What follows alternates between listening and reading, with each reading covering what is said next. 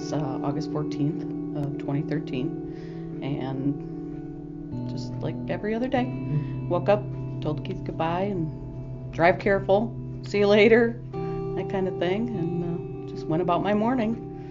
And a couple hours later, got a phone call.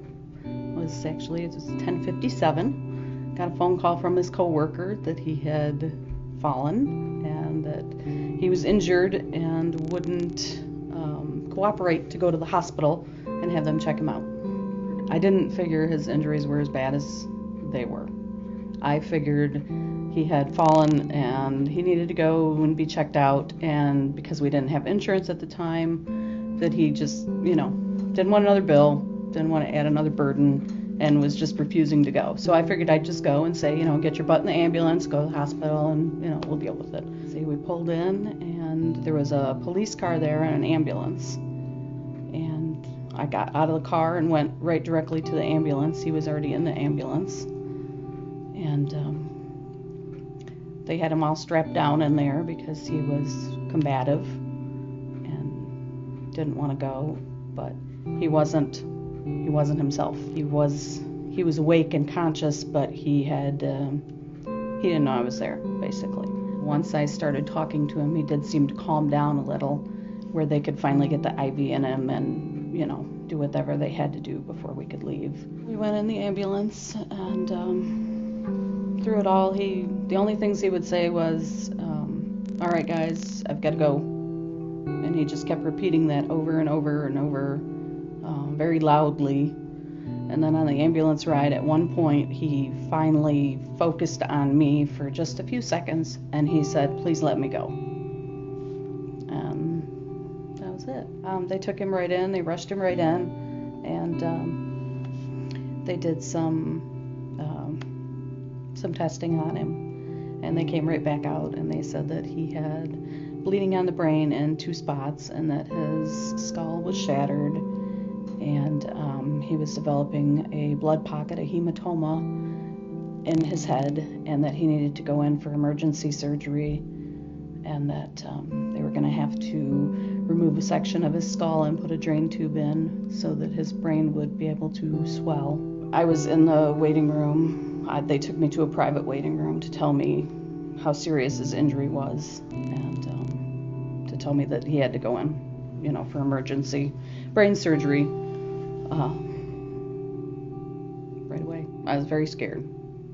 He's my best friend. He had been for 30 years, and he was the sole worker in our home, and we had a 13-year-old son together, and it was just very scary. Yep, we were in the waiting room, and the doctor came out and said that the surgery had went good. He said that there was a lot more damage in there than what he expected, and that he had got the bleeds stopped, and that the next 72 hours were critical. I wouldn't say there was really hope. Not a whole lot of hope, just questions. I was happy because he had recently accepted Jesus himself, so I had a kind of peace about that, at least, that I wouldn't have had a year earlier. The hospital took me in a room and they sat me down and they told me that if he was to ever recover, which there was a possibility that he would not, that he would probably be a vegetable, not be able to eat or walk or talk. There was a probability that he wouldn't know who Wyatt and I were, and that it would probably never get any better than that. I was devastated. It was unbelievable. It was, how could one day that started out so normal turn into such a tragedy, just unbelievable.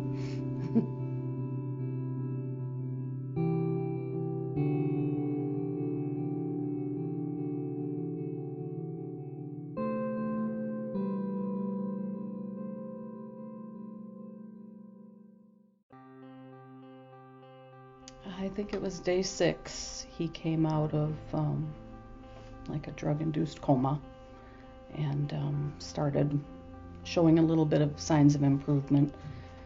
And it was slow moving after that. I thought it was slow moving. They thought it was, seemed slow moving to me.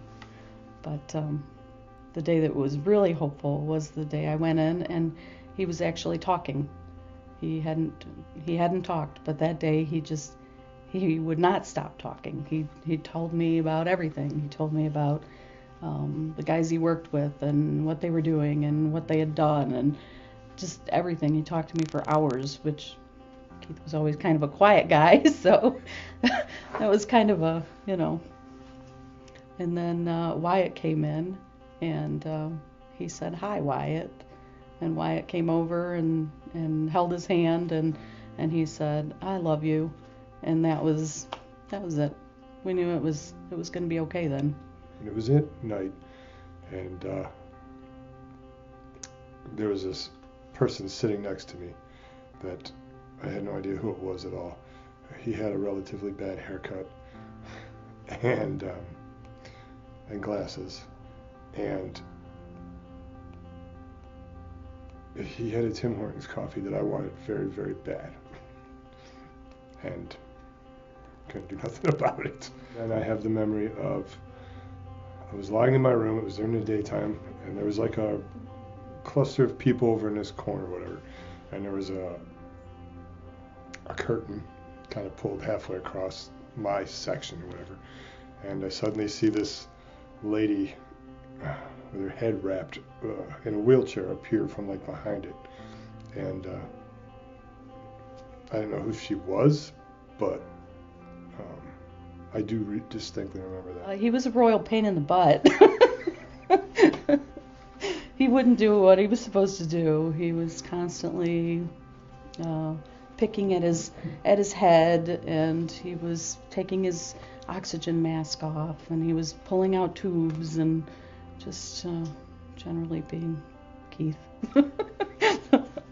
I'm guessing they must have had me doped up pretty good, because I don't remember a lot of pain specifically. I don't think I was aware enough of my head injury to really think about it being as serious as it was, because there was no pain. And I mean, I knew there was something weird going on with my head, because like she said, I kept messing with stitches or whatever, which, obviously to anybody would say, oh, those don't seem like those should be there, and so that's weird. But I remember being thirsty enough that I would like look at drinking fountains, thinking I really want to drink water, and I probably could have snuck one or whatever, but I had a really good person watching over me and preventing me from doing that. I do remember distinctly like a full mop bucket of water or whatever sitting like in the hallway, and I'm like, even that looks good enough to drink. I would say we were probably 2 weeks into it, and he was starting to, because when he first came, he couldn't, he had mixed up words. He wasn't using proper words when he was talking. He had slurring. He had a lot of problems like that. He didn't know what like a watch was, or what it was used for, or things like that. And slowly he began to recognize things and be able to be more normal functioning that way. And they worked with him on walking, and he started walking more on his own, and he was finally able to eat and to drink coffee. I think once he was home and in his own environment, he started progressing faster, and we could see a big change in him. It seemed like things were just kind of back to normal routine, which was very comforting. And when I have lived a life of like routines and things going the same way just about every day, it was nice to be back kind of into that routine, even though it was completely different. It helped. It did. It helped. It gave me hope, and gave me the courage to go on, because some days were a little harder than others. Biggest thing we gained, I think, is that Keith and Wyatt have a much better relationship, because Keith was kind of a workaholic, always gone, always kind of pushed Wyatt aside to work and do what he had to do and get things accomplished. And this accident has kind of forced him to slow down and appreciate the things that he has, and they're much closer now than they ever were. I prayed for a change in my life. I prayed for an intervention. I prayed for wanting to get over some of the bad things that I was doing. I knew I had to, but I was having a difficult time doing it on my own. And I wanted to be closer with my family. I wanted to be a better Christian. I got all that. There's always good to come out of bad, I think. And sometimes you don't, sometimes you can't see it. And sometimes you might not see it for 5 years. But maybe it's just a person that's watched you struggle that you've brought encouragement to, that helps them go on. Put your trust fully in God. I mean, He's brought you through it this far, and yes, there's always something good to come out of every bad, and I believe that is absolutely true. It's hard to see it when you're in the midst of it, and when you're strapped into a wheelchair and you can't even talk or walk. It's hard to see where this is leading or why this is such a good thing. But I won't say necessarily right off the bat it's a good thing, but with faith in God, with hard work on your own part, you should see improvements. You've been given another chance, and there is a reason or a purpose for that. What does hope mean? Basically it means getting through whatever you have to get through, because you know something better's coming along. Careful what you pray for, because sometimes you may get it. And this is, I repeated this just this past Monday too. I said, when your faith is strong and you pray for things, that's the absolutely right thing that you should be doing, because God will listen to you. May not seem like it, but He's going to answer them. If He hasn't yet, He will in some way. And it may be a way that you never expect. And when He does,